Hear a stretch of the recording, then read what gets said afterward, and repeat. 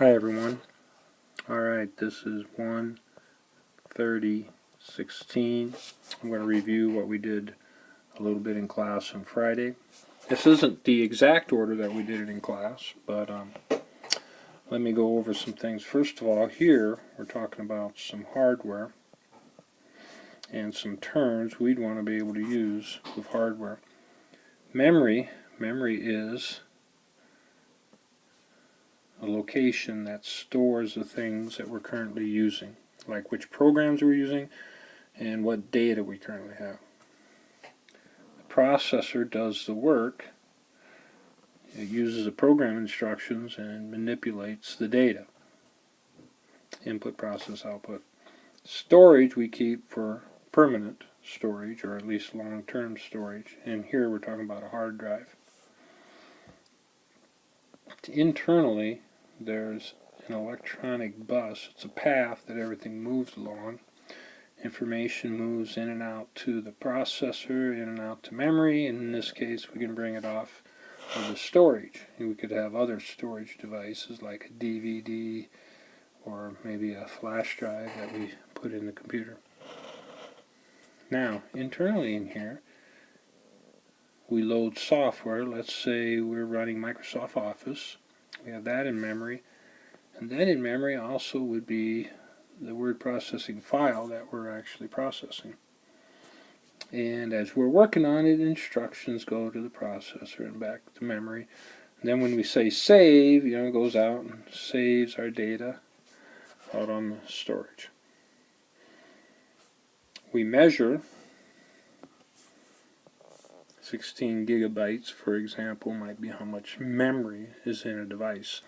If you have a smartphone or an iPad or a tablet, something like that, they also have a processor in there that does the processing, and then they have flash memory. It usually makes up all of this. For example, my Samsung phone is 16 gigabytes of memory. Alright, and then we mentioned the bus. So here we talked about hardware, and then over here we talked about software. Software is really split into two major areas. We have system software, and then we have applications. Applications are things used to get things done, like what we're using already, a little bit of word processing. You use email to send email. You use a browser to gather information. We've used in the class briefly, and we'll use more, Microsoft Office, and on that we'll use a word processor first, and you probably have used other things from there. Those are all applications. They help us do some work. The system software, we have the operating system, and we listed some like Windows, Linux, Mac, iOS, and Apple phones and devices, Android, and a lot of other type of phone devices. There are more, but those are the ones we talked initially about. All types of operating. And then we talked about utilities. You've actually used utilities. You maybe set up directories on a hard drive. You use the screen capture. They're system software that works with the operating system.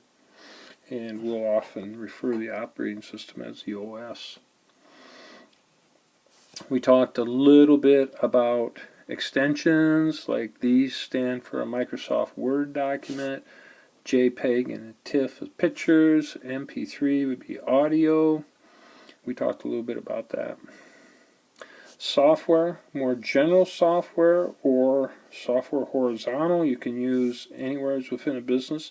Some software is more specific, more vertical. It's for one industry. For example, web advisors for colleges to keep track of all kinds of information on students.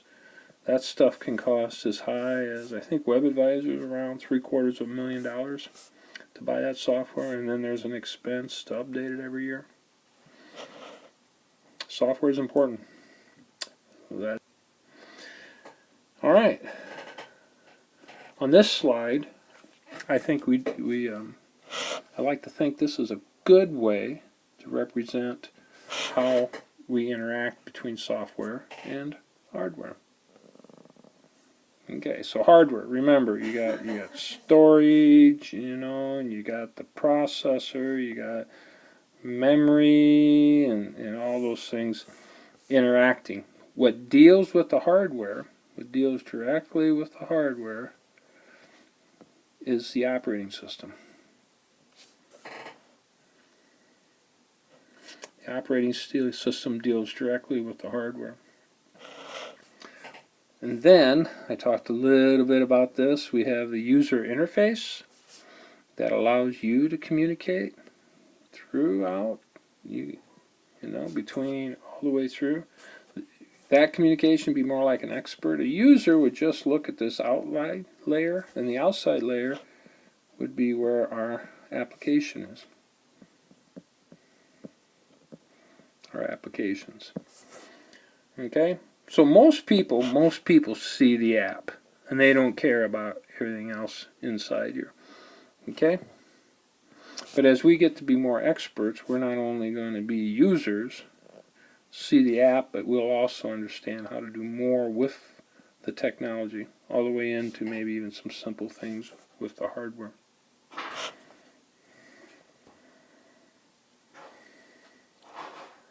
The last thing, we talked a little bit about code. There is a part in the outline that has you listen to a video about code.org.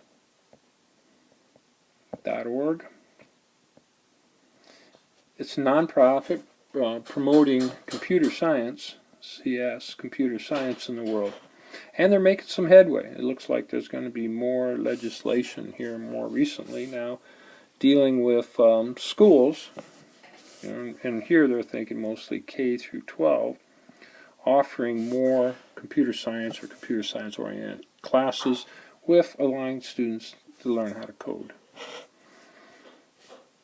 Programs, people write code, and then that code is compiled into a machine code or an executable program. Okay? We learn more about these steps towards the end of the class. But we have talked about the term open source, which means somebody can come back to the source code and recompile it and make it better. And typically that means this is free for people to look at, and it also means typically they can't charge for this after they change it. A lot of things on the internet work because of open source resources. And the last thing I hear, we showed Google, and we were talking about how in this class you share a link, but it's also possible to go up and share it with specific people, and then only those people can either see or edit the information. So we talked about the different ways of sharing information from Google when you have files stored there. That's it for Friday.